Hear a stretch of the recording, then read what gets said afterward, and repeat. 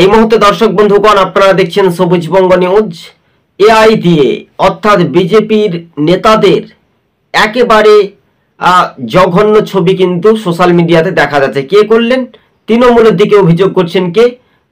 অর্থাৎ বিজেপির নেত্রী কেয়া ঘোষ, রেখা পাত্র, তারপরে যতীন তেওয়ারি, মানে এইভাবে তারা কিন্তু একটা স্টুডিওতে বিশেষ করে তারা কিন্তু একটা আলোচনা করছিল।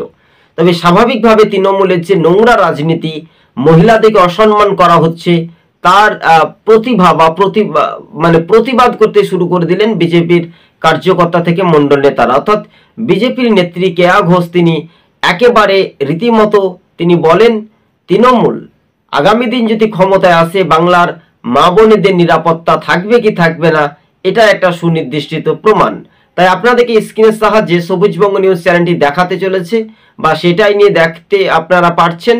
তবে এই বিষয়টা নিয়ে তৃণমূলের নোংরা রাজনীতি আবার কিন্তু পশ্চিমবঙ্গে একটা প্রমাণিত হচ্ছে।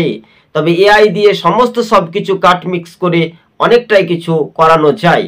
তবে এই ঘটনাগুলো যারা জড়িত তাদের বিরুদ্ধে পদক্ষেপ আগামী দিন